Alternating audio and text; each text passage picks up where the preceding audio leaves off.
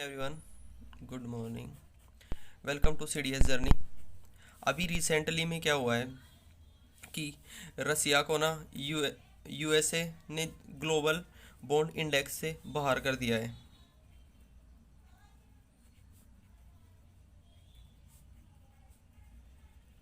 Global bond index से बाहर कर दिया गया है।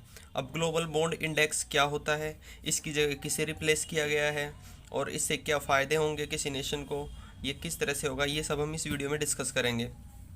अब ग्लोबल बोर्ड इंडेक्स क्या है? यह एक ना, ये जैसे मल्टीपल कंपनियां होती हैं ना किसी नेशन में, जैसे इंडिया में कोई बड़ी कंपनी है, जैसे हम उदाहरण लेते हैं यूएसए की JP Morgan company. JP Morgan company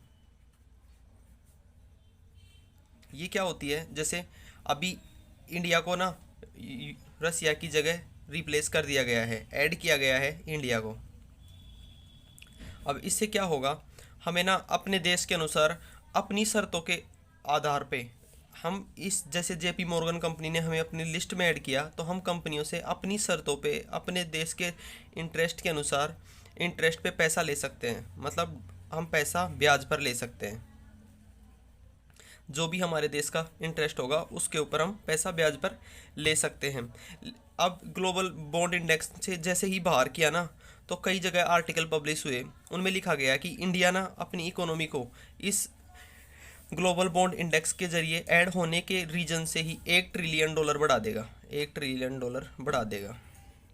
India को ना $30 बिलियन का फ़ायदा होने वाला है। $30 बिलियन ग्लोबल बॉन्ड इंडेक्स के द्वारा इंडिया को $30 बिलियन का फ़ायदा होने वाला है, क्योंकि यहाँ पे इंटरेस्ट भी कम होगा। अब आप लोग कहेंगे कि ब्याज पर पैसा मिल रहा है तो मतलब हालात ख़राब हो सकते हैं, ऐसा कुछ, लेकिन ऐसा कुछ नहीं है। क्योंकि जैसे पाकिस्तान है और श्रीलंका है, इन सभी को ना चाइना ने अपनी कंडीशन पे बिल दिया है, वो ऋण दिया है कि, यानी उन्होंने अपनी शर्तें ला दी हैं इन नेशंस पे।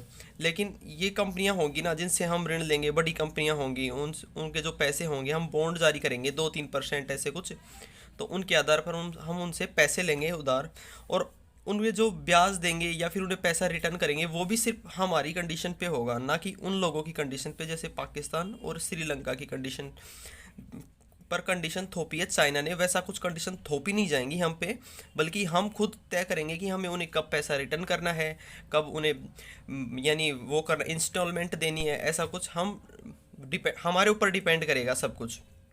ऐसा सब कुछ है।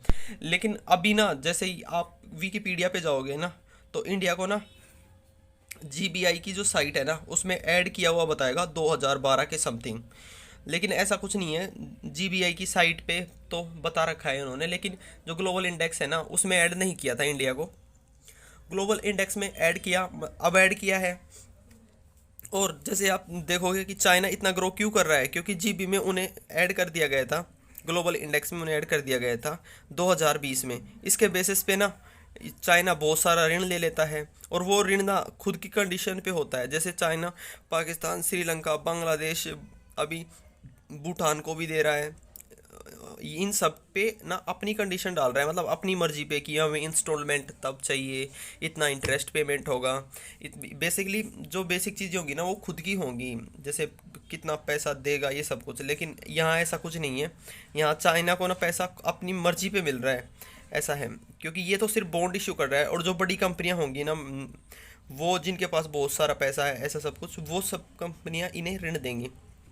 जैसे अभी आप देखोगे ना, यूएसए इतना ग्रो क्यों कर रहा है, क्योंकि यूएसए पे ना जो उसकी इकोनॉमी है ना, उसका जो फॉरेक्स रिजर्व है, इकोनॉमी है उसका 249% ना वो है, कर्जा है उस पे ऊपर। पर फिर भी उसे कोई इतनी टेंशन नहीं है, मतलब जैसे श्रीलंका जितने हालात ख़राब नहीं है इनके ऊपर, तो मतलब इतना कर्जा भी नहीं है, फिर भी इनके हालात इतने ख़राब है। इनके हालात इसलिए ख़राब है क्योंकि जो पाकिस्तान और श्रीलंका है ना, उन्हें जो ऋण मिला है ना, वो खुद की कंडीशन पे नहीं मिला, बल्कि जिसने ऋण दिया है उसकी कंडीशन पे मिला है। और अमेरिका को ऋण मिल रखा है खुद की कंडीशन पे। अभी आप पूछोगे कि हमें इंडिया को ऐसा हुआ है तो इंडिया क्यों लेगा ऋण, तो इंडिया के हालात ख़राब नहीं होंगे। अभी हाल फिलहाल ना इंडिया पे $620 बिलियन का कर्ज है। $620 बिलियन, इतना हमारा फॉरेक्स रिजर्व है, इतना ही हम पे कर्ज है।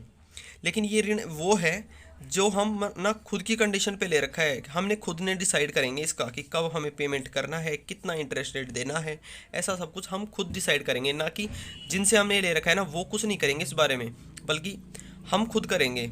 और जैसे हमें इसमें जीबी में ऐड कर दिया गया है, तो अब हमें और भी मतलब अपने देश के डेवलप के लिए और भी पैसा मिल सकता है बाहर से। जो मल्टीनेशनल कंपनियां हैं, हम बॉन्ड जारी करेंगे, वो हमें पैसा दे देंगी, हमारे जो देश में इंटरेस्ट रेट होगा हम उन्हें पेमेंट कर देंगे।